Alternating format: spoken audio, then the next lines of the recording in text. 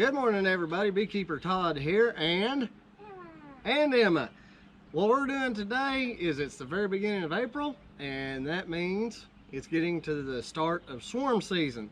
So instead of buying a swarm trap or kind of a plant potter swarm trap, we're going to show you how to multitask and make multi-use of the nuke boxes that I suggest you guys start with. The nuke box, again, just to go over it, starts out with the cover. This is migratory cover. We have the hive body and the bottom board. I'm not going to take it totally apart because right now we have the entrance, just a piece of wood, reducing it down to about a 3/4 inch opening.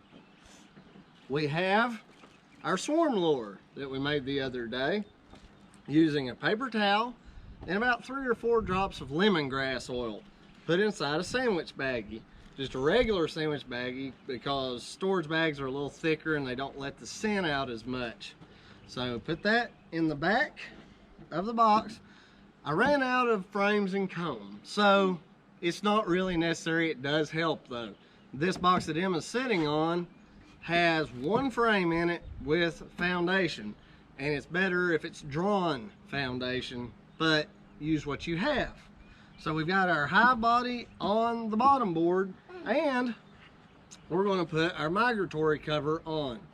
Now, most migratory covers on these nicer boxes have an upper little entrance here. Put that toward the back of the box, because where we place this against a tree and we strap it and bungee it, it's going to push this cover toward the top, closing that upper entrance. We only want 1 entrance when we're using these for swarm traps. So all of this is in 1, 2, 3 separate pieces. Well, when you go to trying to hang this in a tree, how do you get all the pieces to stay together? First thing we do, you can get this at any hardware store, a staple gun. And what you want to do is line it up to where when you put the staple in, one part of the staple goes in one part of the hive body, and then the other side of the staple goes in the bottom, and essentially you're going to staple down these sides maybe 3 to 4 times on each side, and that's going to hold that together. And then you do the same thing with the cover. And your staple is something that's shaped like this. Okay, you want one part of the staple in the top, one part of the staple in the bottom. So you're going to hold your gun to where the staple goes in like that.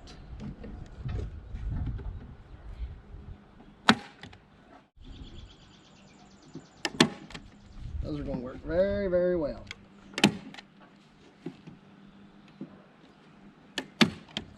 Very good, and then we'll do the same thing on this side.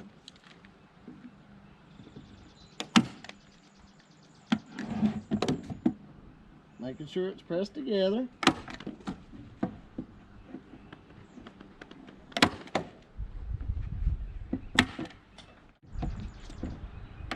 There it goes.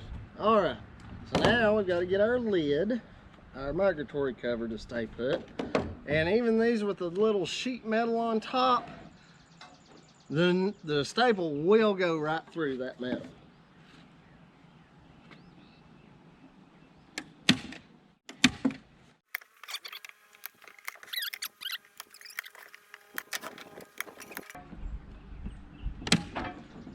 Okay, so we've got everything stapled together.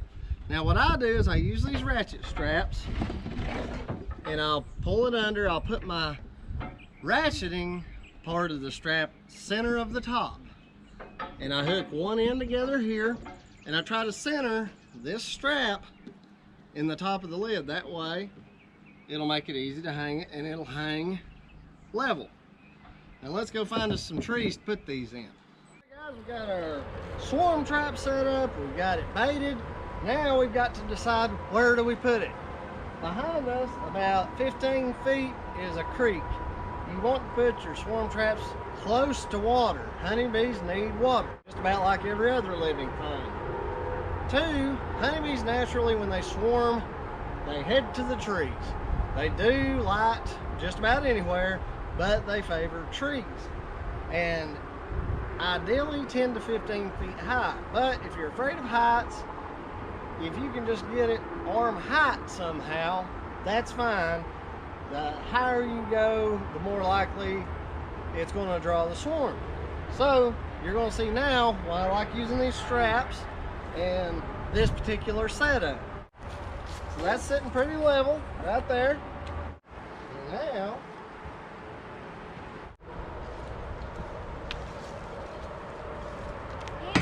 we got one green one. rough bark on this tree will help hold this in place.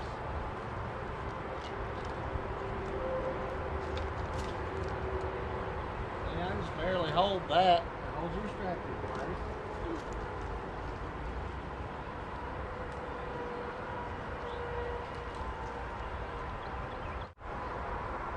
Just tie this over a couple of times. I got your scratchies. And you want to point your colony out toward the field.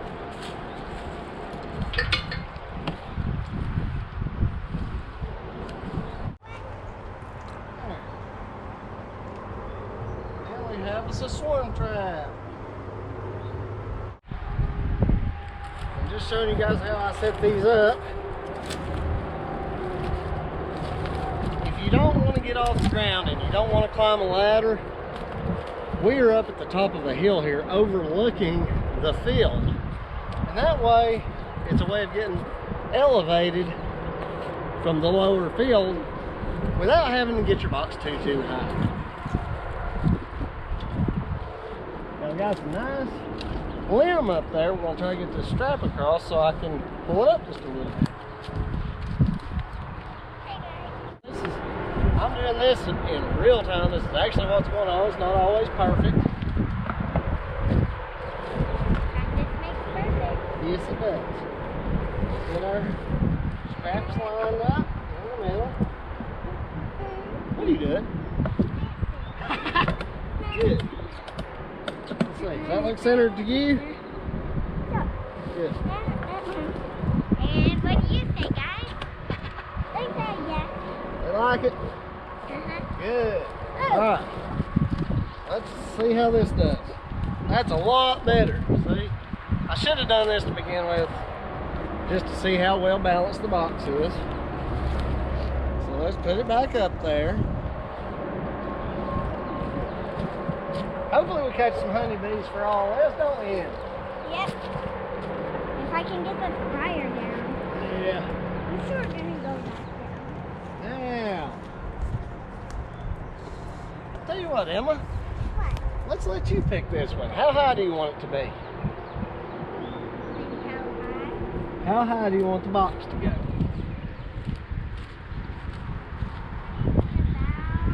I'll tell you when to stop. Stop. Right there? Perfect. That's perfect? Yeah. You think so, huh? I'll go grab the scratchies. Well, Emma says that's perfect, so we're going with it.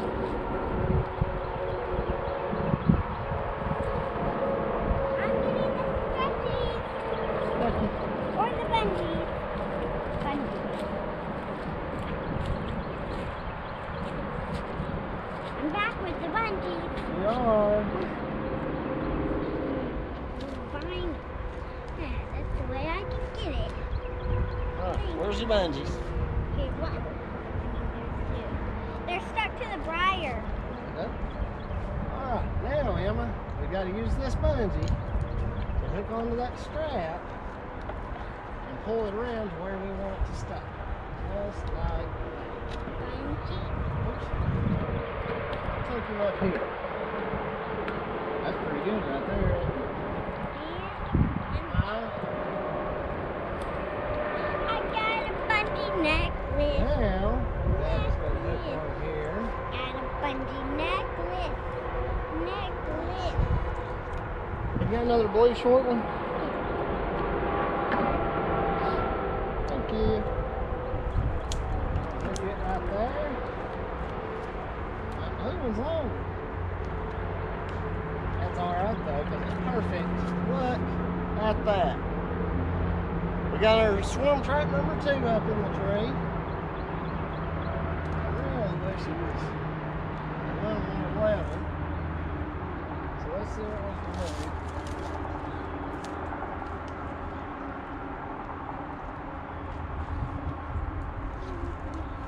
There. Just scoot it out that way a little. I think that's pretty good, don't you, Emma?